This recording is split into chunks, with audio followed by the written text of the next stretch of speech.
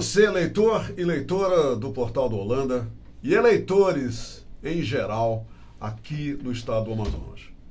Hoje eu vou entrevistar a senadora Vanessa Graziotin, que vocês estão vendo aqui ao meu lado. E eu quero desde já agradecer pela companhia de todos vocês e eu espero francamente que eu seja inspirado para fazer para a nossa senadora as perguntas que você gostaria que, estando aqui no meu lugar, você gostaria de fazer. Então, desde já, que bom que você está com a gente e prepare-se, porque eu vou entrevistar uma pessoa que você pode dizer o que quiser dela sobre a sua carreira política, mas tem uma coisa que é impossível que qualquer pessoa fale e que qualquer pessoa não perceba sobre a candidata e nossa senadora Vanessa. Ela é uma pessoa determinada, ela é uma pessoa de opinião e nas suas opiniões, por elas, ela não arreda o pé. Eu nunca vi ela agir de outra forma. E ela veio para essa entrevista justamente para fincar aqui, de forma determinada, como é uma das suas características, as suas propostas, e falar sobre o seu legado político, depois de 8 anos lá no Senado, e, logicamente, o que ela acha que deve ser ou vai ser, segundo aquilo que ela acredita, aquilo que ela defende. Eu volto já já. Está chegando a hora! Vai começar a segunda-feira de agronegócios da Universidade Newton Lins. Nos dias 23, 24, 25 e 26 de agosto. No campus da Universidade Newton Lins, no Parque das Laranjas. Bem, eu estou de volta e agora para valer. Senadora, seja muito bem-vinda a esse ciclo de entrevistas que nós abrimos aqui no Portal do Holanda para os candidatos ao Senado e ao governo. E hoje é a sua vez. Eu lhe recebo com muita alegria. Muito tempo que eu não havia, muito tempo que nós não falávamos, faz um tempão. Mas eu quero lhe dizer que é legal a senhora estar aqui e nós vamos tentar aproveitar o máximo dessa sua vinda. E eu gostaria que a senhora já nos dissesse um pouco sobre o seu legado. 8 anos, quase 8 anos, né? Senadora. Deixa eu quebrar um pouco o protocolo. Quebra, Deixa eu quebrar, apagar o mico aqui. Pronto. Conheço o Humberto, viu, minha gente? Amorim já tem mais de 35 anos que eu conheço. Ele é sempre um grande profissional da comunicação. E eu cheguei aqui, eu já sabia quem ele... Eu já sabia, mas eu cheguei aqui e disse, Humberto, você é o pai da Vivian, né? Ele disse, sou eu. Eu falei, pois é, agora não é mais Humberto Amorim, é o pai da Vivian. Parabéns. E dei parabéns pela filha, que é uma pessoa também muito determinada, uma pessoa, como a gente fala na rua, né? Muito despachada. Parabéns, viu? Ela puxou, eu acho que o talento do pai. E é um orgulho para todos nós, amazonenses, ver todo dia Vivian Amorim, né? Com aquela presteza dela, com aquele talento na televisão. Então, parabéns, viu, Humberto? Obrigado, daqui para frente se acostume. Não é mais Humberto Amorim, não é o pai da Vivian, viu? Como em determinado tempo em nossa vida, Desculpa, a gente sempre mas eu acho que acaba vale a virando pena, pai, né? Vale a pena falar isso, sabe por quê? Porque eu admiro muito as mulheres que são fortes, as mulheres que buscam o seu caminho. E valorizo porque eu sei o quanto ainda é difícil para nós mulheres viver nessa sociedade, para qualquer mulher onde quer que ela esteja ela na fábrica do distrito industrial, seja ela professora, seja ela cobradora do transporte coletivo, o que for, seja no parlamento onde eu estou, é tudo muito mais difícil, né? Porque infelizmente nós vivemos ainda numa sociedade marcada pelo machismo. Hoje eu recebi de um amigo muito cedo um WhatsApp, uma notícia de que em Parintins uma garota foi encontrada morta, uma garota de 14 anos de idade e que parece que foi violentada e estuprada, né? Então eu fiz questão de, antes de falar do meu legado, de falar isso como forma até de homenagear todas as mulheres lutadoras e guerreiras do nosso estado do Amazonas. Eu não falei que ela é determinada? Vocês viram? Vocês viram só? Muito bem. Vamos voltar à minha entrevista. Vamos lá pro Senadora, legado agora. O seu legado, depois de 8 anos no Senado. Então, o que a senhora menciona? muito importante. Eu estou andando na rua já em campanha, falando com as pessoas e dizendo o seguinte, olha, é importante que vocês vejam, que vocês procurem conhecer melhor o candidato, principalmente se ele é parlamentar, não é? E eu digo, olha, de minha parte eu tenho um mandato transparente. Podem, e faço questão que entrem na página do Senado, veja qual é o percentual de presença da senadora no parlamento, qual o número de projetos que ela apresentou, quantos dos seus projetos se transformaram em leis, não é? Acho que é isso que a gente precisa fazer. E o trabalho de um parlamentar, além daquele de falar, representar o seu estado, a opinião da população, defender a população brasileira, ele tem também que fiscalizar o poder público, ele tem que apresentar projetos, ele tem que votar. Então, na hora que ele vota qualquer projeto, ele está tomando uma posição, ele está assumindo um lado, não é? E o parlamentar, obviamente, que precisa ajudar o desenvolvimento da sua terra, o desenvolvimento do seu estado. Então, o que marcou muito a nossa campanha de 2010, e 2010 o presidente Lula, ele encerrava o seu segundo mandato, né? O que marcou muito, o que mais nós prometemos, e eu também, foi a prorrogação da Zona Franca de Manaus.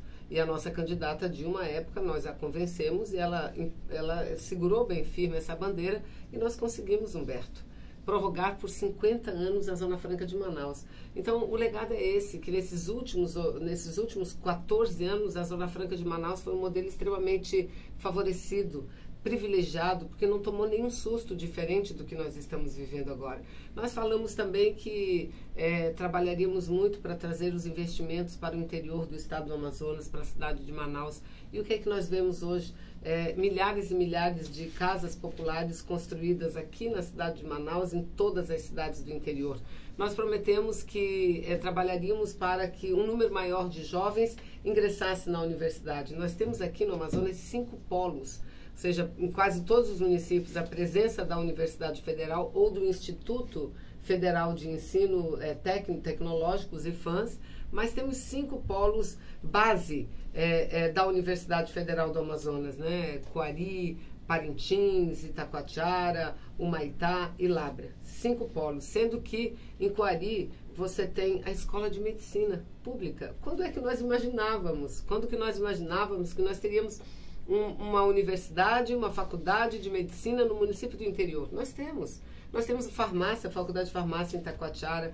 Ou seja, eu creio que o balanço, ele é um balanço extremamente positivo. E se eu hoje sou candidata à reeleição, é porque quero continuar essa luta, a luta de valorização da nossa gente, de valorização do nosso estado do Amazonas. É muito bonito quando você vai ali perto da barreira da M10, se você dobrar à direita, você vai lá no programa Minha Casa Minha Vida. Lá nós temos em torno de 10 mil unidades habitacionais. É maior do que a média das cidades do interior, não é? Então, muita coisa a gente traz de legado. Eu, de minha parte, apresentei e consegui aprovar vários projetos que impactam no dia a dia da vida das pessoas. Por exemplo, os trabalhadores vigilantes. Os trabalhadores vigilantes, eles não recebiam a periculosidade. Veja que absurdo, não tinham direito à periculosidade. Eles que trabalham num serviço de segurança, porque eles são os vigilantes. Apresentei um projeto e conseguimos aprovar o projeto. E depois foi uma luta para que o projeto fosse sancionado. E a partir daí, eles hoje têm direito a receber o seu risco de vida, não é? E a partir daí também ganharam no Poder Judiciário o direito da aposentadoria especial por conta do risco de vida que eles sofrem, né? Projetos que aumentam a pena dos atos de violência praticado contra a mulher, projeto que garantiu pela primeira vez o reconhecimento de todos os direitos às empregadas domésticas. Olha só, nós dizíamos que era a segunda libertação dos escravos, porque a gente vivia numa sociedade onde todo mundo tinha direitos, menos as empregadas domésticas, né? Aprovamos a emenda constitucional e a lei da regulamentação das empregadas domésticas. Ou seja, eu poderia passar aqui a tarde inteira falando dos projetos, de tudo que nós aprovamos e procuramos ajudar o estado do Amazonas. Senadora, a senhora mencionou, no meio de toda essa sua narrativa do legado, o Distrito Industrial.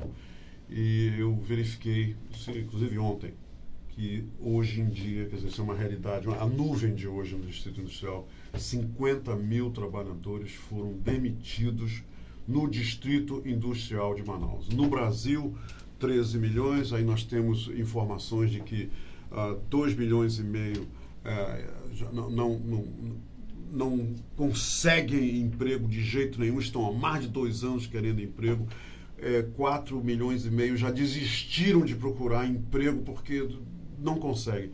Essa questão de emprego e renda no Brasil Qual é a análise que a senhora faz? Eu acho que é um dos principais, se não o principal problema. Porque a partir do momento que você garante o sustento decente da família, dos trabalhadores, você garante uma sociedade melhor, né? Uma sociedade menos violenta, uma sociedade mais solidária entre si.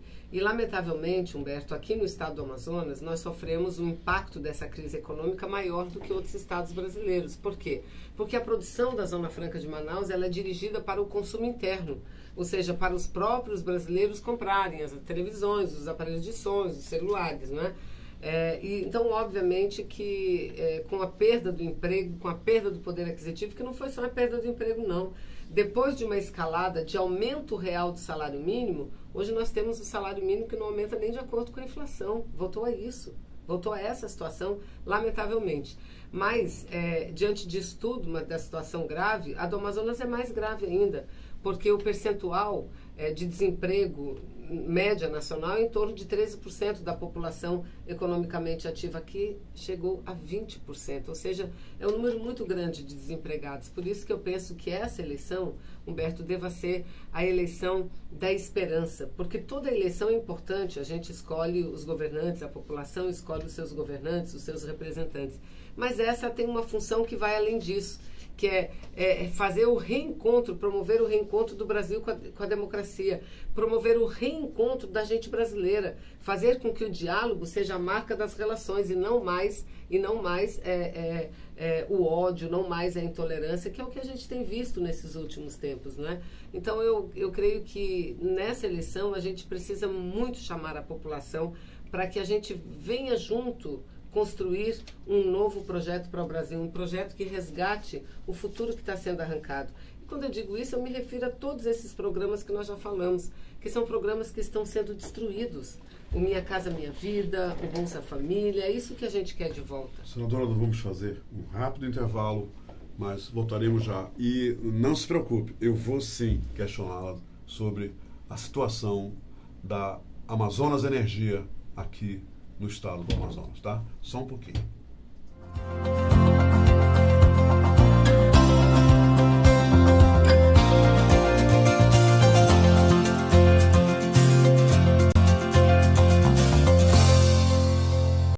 Muito bem, nós estamos de volta para continuar entrevistando a senadora Vanessa Glaziotin, que está novamente se colocando à disposição de todos os eleitores no estado do Amazonas para um novo mandato no Senado Federal. Senadora, várias pessoas, ao saber que eu estava entrevistando os candidatos ao Senado, aproveitaram para me pedir, amigos e até desconhecidos, a sua posição sobre essa questão da Amazonas Energia, porque a senhora tem uma ligação histórica com o setor elétrico no estado do Amazonas, e a grande preocupação hoje dessas pessoas tem a ver, primeiro, com o prazo fatal, dia 26 de setembro. Né? Se vai haver privatização ou não, porque estão protelando, ou é hoje, amanhã, é depois, e estão empurrando isso para frente. E há uma preocupação geral sobre isso. E se isso vai trazer algum tipo de benefício concreto para a população, para os funcionários, ou a história do prejuízo geral para todos é o que vai vigorar? Então, Humberto, primeiro eu quero dizer que com muito orgulho eu fui partícipe da luta que não permitiu com que a Amazonas Energia já tivesse sido privatizada, porque o primeiro leilão estava marcado para o dia 26 de julho e foi marcado com muita antecedência. Só que para que essa privatização ocorresse, um projeto de lei tinha que ser aprovado no Parlamento Brasileiro. Então foi uma medida provisória editada por Michel Temer para facilitar e permitir a privatização da nossa Amazonas Energia, e nós conseguimos fazer com que ele fosse enterrado. Nós criamos tanta confusão, mostramos que era a medida provisória da privatização, que o governo não conseguiu aprovar. Na sequência, colocou um projeto de lei em regime de urgência, está lá parado. E eu vou dizer aqui o que eu já disse lá, esta nossa empresa pública de energia não será privatizada agora em setembro. Não será. Felizmente. Por quê? Porque nós não aprovaremos essa lei até setembro, que não dá para aprovar um projeto de tamanha magnitude que fala sobre a vida e o futuro das pessoas dessa forma assodada, sem um debate. E mesmo porque a análise que nós fazemos da privatização é que ela só tem pontos negativos, não tem pontos positivos. Gerar energia elétrica no Amazonas, distribuir energética do Amazonas, significa prejuízo, porque há uma diferença muito grande entre o custo da produção e distribuição daquilo que é cobrado pelo consumidor. Hoje, segundo dados da Amazonas Energia, cada megawatt custa para ser produzido e distribuído em torno de R$ 1.200, R$ 1.250. A população é cobrado em torno de 250, 260, ou seja, o Estado brasileiro tem que subsidiar. Então, como é que numa atividade tão deficitária, uma atividade fundamental, essencial como a geração de energia, porque energia é o quê, Humberto? Energia é saúde, energia é educação, energia é tudo. Sem energia você não faz nada. Como é que o Estado quer passar para a mão de iniciativa privada? Porque qual é o objetivo da iniciativa privada? O lucro. Aí eu pergunto, quem é que vai querer investir lá em Apuí? Quem é que vai querer investir em Guajará? Quem que vai querer investir em Parintins mesmo? Não vão querer investir porque a galinha dos ovos de ouro está aqui, na capital, cidade de Manaus. O interior, todo ele é completamente deficitário. Então, o balanço da privatização é que o primeiro impacto seria o aumento da conta da luz, que já é caro. O povo não tem condições de pagar o valor que hoje é cobrado. Então, teria um aumento, em média, de 25% a 30%, segundo os estudiosos da área. Em segundo lugar, colocaria em risco programas importantes como Luz para Todos. Em terceiro lugar, isso traria uma instabilidade para o poder público inimaginável. Por exemplo, muitas prefeituras do interior que vivem problemas de economia, problemas momentâneos, depois superam, né? A arrecadação caiu por alguma razão, eles geralmente atrasam o pagamento da conta da luz, né? E a empresa pública vai segurando, até que ele vai lá e paga. Eu pergunto, se a empresa for privada, ela vai suportar o atraso do pagamento da conta da luz? Não vai. Então, nós somos contra a privatização desse segmento. Porque e ela não vai acontecer? Ela não vai acontecer porque nós não vamos aprovar o projeto até setembro. Aí, não aprovando até setembro, porque o que diz o projeto? Há um grande déficit, eu não posso contar porque eu demoraria muito falando, há um grande déficit, uma grande dívida da Amazonas Energia. A maior parte dessa dívida, ela foi formada a partir do ano de 2016, repare, quando o Temer assumiu o poder. De 2016 para cá, ela vem acumulando um déficit, uma dívida estrondosa. Por quê? Porque houve uma mudança em relação ao subsídio dado por parte da ANEEL, que é a Agência de Energia Elétrica. Então, para que ela seja vendida, ninguém vai querer comprar uma empresa com 20 bilhões de dívida. O que o governo tem que fazer? Ele tem que assumir essa dívida. E como é que ele está propondo no projeto de lei? Parte da dívida a população paga e outra parte da dívida o Estado assume. O Estado é a população também, porque ele vai usar o dinheiro do orçamento. E, mesmo assim, está a empresa à venda por um valor de 50 mil reais. 50 mil reais, não são 50 milhões, são 50 mil reais. O preço de um carro simples, né? Está, e nenhuma obrigação. A única coisa que diz é que ela vai ter que investir 400 milhões nos próximos anos. Quem que vai investir? Senadora, onde não dá lucro? Senadora, uma gritaria terrível ainda está aí ecoando em todo o estado do Amazonas sobre essa questão dos concentrados, tirar os incentivos de 20% para 4%. Já foi aprovado no Senado e agora está esperando a manifestação do Congresso. O que vai resultar disso, na sua opinião? Então, eu dizia aqui no começo que a gente passou 14 anos sem nenhum susto. A Zona Franca de Manaus progredindo, a Zona Franca de Manaus avançando, novas indústrias, a prorrogação, num governo que eu sempre apoiei, que tinha um compromisso conosco. Bastou menos de 2 anos desse governo Temer para, na primeira oportunidade, ele atacar a Zona Franca. O que ele está fazendo conosco é uma crueldade sem tamanho. Na calada da noite para o dia, assinou um decreto retirando todos os incentivos do segmento de produção de refrigerantes, que você diz, dos concentrados. Logo que eu vi o decreto, eu disse, vou apresentar um decreto legislativo, suspendendo os efeitos do decreto de Michel Temer, porque é inconstitucional, Humberto. É inconstitucional. Porque se é fato que a lei dá o poder ao presidente da República de aumentar ou diminuir impostos, mas esse poder não atinge a Zona Franca de Manaus, porque nós temos proteção constitucional.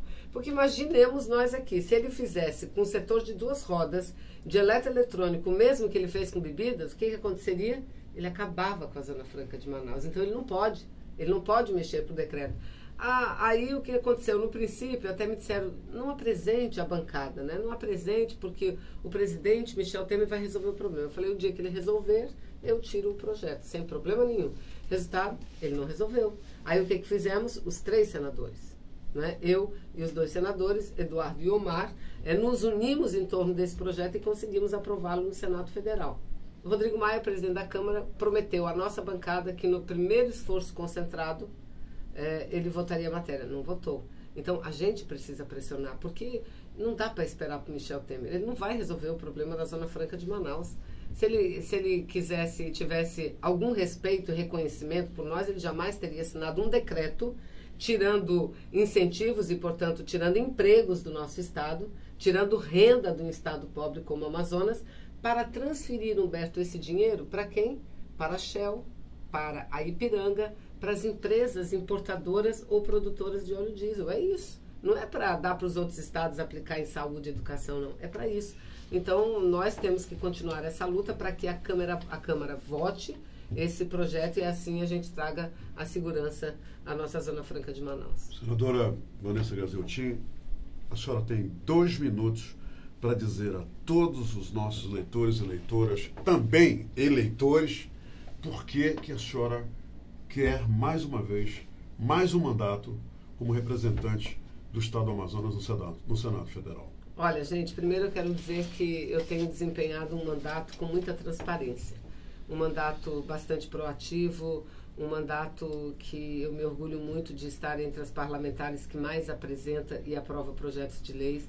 Eu sou a procuradora da mulher no Senado Federal, portanto, a gente tem avançado muito na luta contra a discriminação que as mulheres sofrem, de salários diferenciados, do não reconhecimento no mercado de trabalho, na violência, enfim. Então, eu tenho procurado representar com muita dignidade a população que confiou este mandato a mim. E acho que esse trabalho precisa ser continuado. Nós precisamos de ter efetivamente mulheres no parlamento brasileiro. Eu não sou só a única senadora do Amazonas, eu sou a única candidata mulher ao Senado Federal e nós precisamos garantir cada vez mais os espaços de poder às mulheres, a todas as mulheres brasileiras. Eu vivi e convivi momentos muito difíceis nesses 8 anos de senadora. Um deles foi aquele que retirou do poder uma presidenta democraticamente eleita. E naquele momento eu já dizia, eu fiquei só, mas eu dizia, isso não é impeachment. E não é um golpe contra uma presidenta eleita, isso é um golpe contra o povo brasileiro, isso é um golpe contra a Zona Franca de Manaus, porque eles querem assumir o poder, estão dizendo que é para melhorar as coisas, mas não vão melhorar, porque o que eles querem aprovar é danoso à população. E 2 anos depois, lamentavelmente, e eu queria que fosse o contrário, porque eu queria fazer autocrítica, dizer aqui, olha quantos empregos foram gerados, olha quantas casas novas, populares foram construídas, mas não. Lamentavelmente, 2 anos depois, tudo piorou, inclusive a corrupção. Não é? Piorou muito e a gente viu que quem deveria estar preso está lá na cadeira de presidente da República. Não é? Então, eu tive essa coragem de ficar ao lado da nossa gente, ao lado da democracia, ao lado do povo brasileiro. Mas mais, também lutei muito contra a reforma trabalhista. Tivemos a coragem, eu e mais 6 senadoras da República, de termos uma ação muito dura na proteção do direito da mulher, porque, infelizmente, o que eles aprovaram possibilita e permite um retrocesso na lei e faz com que mulheres grávidas, gestantes, tenham que trabalhar em lugares insalubres se não quiser perder o seu adicional. Isso é uma barbaridade. Não é? Mas, por outro lado, nós também garantimos que não fosse votada a reforma da Previdência, que não é para acabar com privilégio, é para acabar com direito, é para acabar com a aposentadoria do trabalhador rural, com a aposentadoria daquele que ganha um salário mínimo. Porque, olha, o projeto exige 49 anos de contribuição. Quem é que tem 49 anos para contribuir à Previdência, para ter direito à aposentadoria? Conseguimos barrar isso. Conseguimos barrar, já falamos aqui, a privatização da Amazonas Energia. Então é preciso que nós continuemos essa luta e por isso eu sou candidata. E com muito orgulho digo, defendo como candidato a presidente da República, aliás, estamos coligados, o presidente Lula, porque entendo que ele, e não é à toa, é o primeiro colocado nas pesquisas, que ele primeiro está preso, apesar de ser inocente, e está preso por uma única razão, para não ser o presidente da República. Mas não adianta. Aprisionaram o presidente, mas a cada pesquisa nova a gente vê que ele cresce na opinião pública, porque o povo quer isso, quer voltar a ser feliz. O povo quer voltar a ter todos os direitos que tinham e que infelizmente estão sendo arrancados. Senadora Vanessa Graziotin, muito obrigado. Em meu nome pessoal e toda a equipe do Portal do Holanda por ter vindo aqui nos dar essa entrevista. Obrigada a vocês pela oportunidade. É uma alegria oportunidade. entrevistá-la. Parabéns aí, obrigada, gente. Ok, minha gente, por hoje é só. E ontem à noite me perguntaram como é que a gente escolhe os melhores. Nós não temos saída, não. A saída, pelo poder que o voto nos dá, é justamente essa. Muita reflexão, pesquisa, estudo, seriedade para escolher os melhores. Porque se nós não escolhermos os melhores, nós vamos continuar lamentando, se você é uma das pessoas que lamenta, ter feito uma péssima escolha há 8 anos ou há 4 anos. Agora nós temos mais 4 e mais 8 para senadores diante da gente. E depende de nós votar com consciência, com seriedade. O Brasil precisa disso. Nós todos, brasileiros e brasileiras, precisamos disso. E muito. Obrigado pela companhia. A gente volta.